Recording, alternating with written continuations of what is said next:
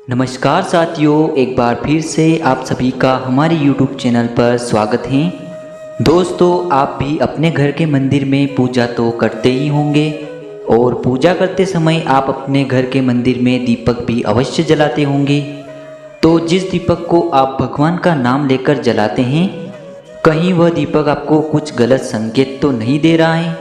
क्या आपके दीपक की बाती पूरी जल जाती है या फिर उसमें घी और अध जली बाती बच जाती हैं? और कहीं आपके दीपक की बाती पर फूल तो नहीं बनता है? और तो और दीपक की बाती पर फूल बन जाने से क्या होता है, क्या आप जानते हैं? या फिर दीपक की बाती का पूरा जल जाना और बच जाना क्या संकेत देता है, क्या आप जानते हैं? कहीं आपके जीवन की सारी परेशानियां आपके जलाए गए दीपक में तो नहीं है?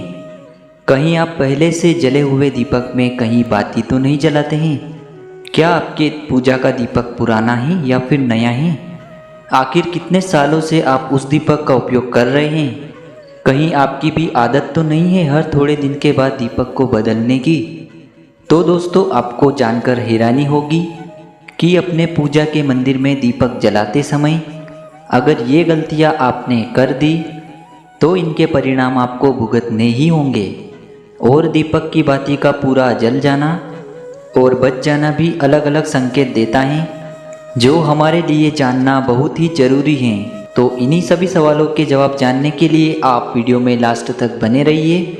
तो दोस्तों, स्वागत है आप सभी का हमारे YouTube चैनल शिव महापुराण पर। आगे बढ़ने से पहले वीडियो को लाइक ज़रूर करें और हमारे YouTube चैनल को सब्सक्राइब जरूर कर दें। और हो सके तो अपने दोस्तों और रिश्तेदारों के साथ भी इस वीडियो को शेयर ज़रूर करें।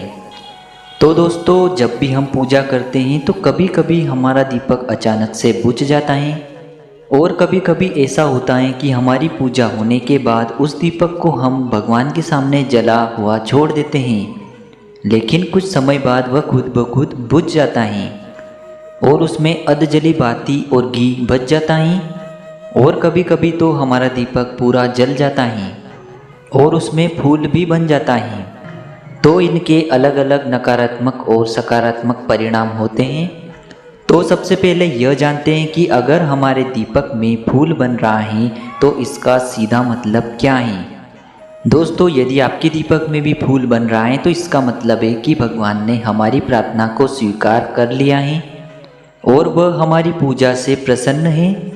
और इसका संकेत वह बाती में बने फूल से देते हैं।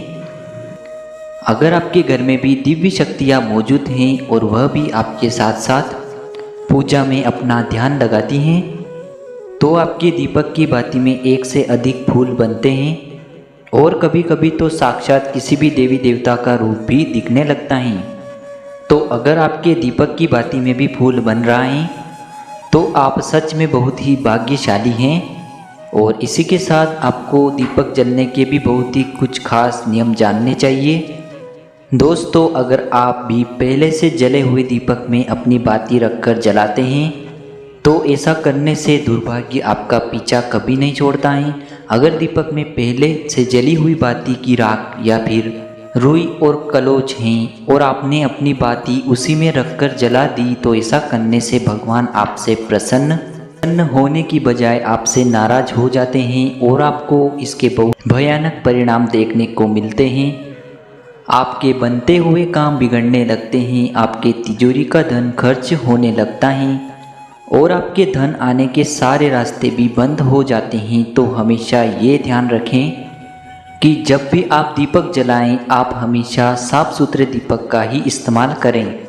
दोस्तों, इसी के साथ कुछ लोगों की आदत होती है कि वह हर थोड़े दिन बाद अपने दीपक को बदल लेते हैं। तो इस पर गुरुजी का कहना है कि आप जिस दीपक में पूजा करते हैं आप उसको कभी मत बदलिए। आप उस दीपक को सिद्ध हो जाने दीजिए। जब कोई दीपक रोजाना भगवान के सामने जलता है तो धीरे धीरे वक्त के साथ वो सिद्ध हो जाता है। भगवान की सारी सकारात्मक ऊर्जा उस दीपक में आ जाती है और जब भी आप वो दीपक जलाते हैं आपका तन और मन दोनों पवित्र हो जाता है। तो आप हर रोज़ उस दीपक को साफ कीजिए, फिर उसमें बाती रखकर जलाएं। आप जितनी बार भी दीपक जलाएं उतनी बार उस दीपक को साफ करके बार बार बाती जलाएं। लेकिन अगर आप गलती से भी उस दीपक को बदलते हैं तो आपकी तरक्की में रुकावट आ सकती है। तो गुरुदेव का कहना है कि आप अपने दीपक को कभी भी मत बदलिए।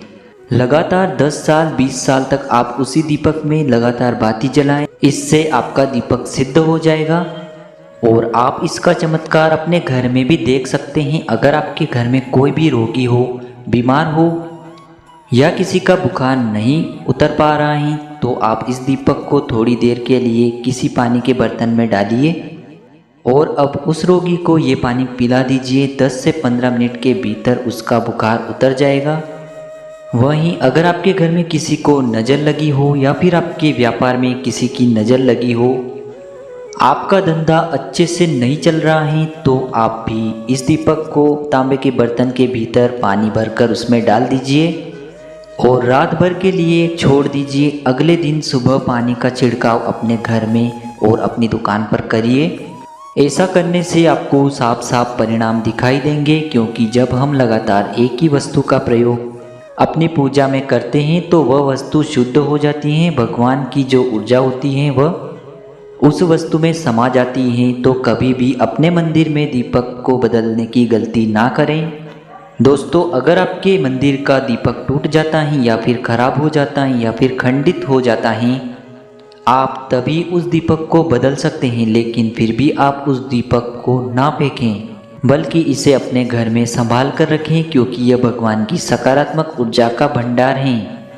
वहीं अब आपको यह भी बता देते हैं कि अगर आपकी बाती पूरी नहीं जलती हैं, आपके दीपक में घी बच जाता है, तो इसका क्या परिणाम होता है। तो सबसे पहले यह देखिए कि अगर आप किसी भी पेड़ पौधे की पूजा कर रहे हैं और उस पूजा में जलाया हुआ दीपक पूरा नहीं जलता या फिर उसमें घी बच जाता है, तो इससे आपके घर में बीमारियां घर बना लेती हैं और ये बीमारियां कभी भी आपका पीछा कभी नहीं छोड़ेगी। तो जब भी आप किसी भी पेड़ पौधे की या मंदिर के बाहर किसी भी जगह की पूजा करें, तो ध्यान रखें कि आप उसकी बाती पूरी जलने दें और उस बर्तन में घी ना बचे, क्योंकि यह आपकी अच्छी सेहत के लिए बहुत ही ज़्यादा अच्छा प्रभाव देगा। वहीं अगर आपके घर में मंदिर में दीपक की बाती पूरी नहीं जलती या पूजा करते समय दीपक बार बार बुझ जाता है, तो जरूर आपके घर में नकारात्मक ऊर्जा का वास है और यह आपकी पूजा में विघ्न डालने का काम करती हैं। दोस्तों, हमारे घर में अगर कोई बुरी शक्ति होती है या फिर कोई ऐसी ऊर्जा होती है जो यह नहीं चाहती आपके घर में भगवान की कृपा हो और आपके घर में सकारात्मक ऊर्जा हो, तो यह आपकी पूजा को सफल नहीं होने देती हैं। क्योंकि दोस्तों, एक वातावरण में एक ही तरह की ऊर्जा रह सकती है, या तो सकारात्मक या फिर नकारात्मक।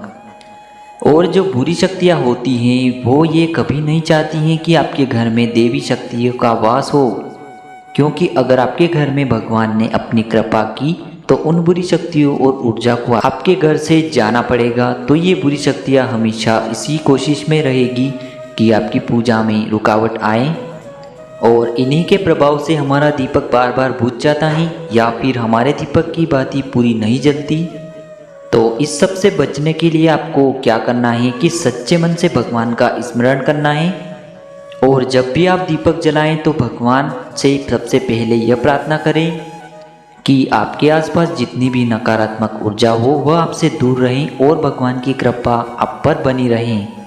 साथ ही ऐसी शक्तियों से बचने के लिए भी आप दीपक जलाएं तो गंगा जल से एक गोल घेरा बना लें और इस गोल घेरे में दीपक को रखें, क्योंकि दोस्तों गंगा जल बहुत ही पवित्र माना गया है और महादेव का वरदान भी गंगा जल को मिला हुआ है। तो गंगा जल में सबसे पहले तो कोई भी बुरी शक्ति प्रवेश नहीं कर सकती, इसीलिए कभी भी गंगा जल खराब नहीं होता और गंगा जल हर तरह की ऊर्जा को सकारात्मक ऊर्जा में बदल देता है। और अगर आप गंगा जल से बने हुए गोल घेरे में दीपक को रखेंगे तो यह आपकी पूजा में किसी भी शक्ति को विघ्न नहीं डालने देगा और कोई भी नकारात्मक शक्ति आपकी दीपक को बुझा नहीं पाएगी और आप निर्विघ्न अपनी पूजा संपन्न कर पाएंगे और देवी शक्तियाँ भी आपके जीवन में अपनी कृपा और आशीर्वाद बनाए रखेंगी।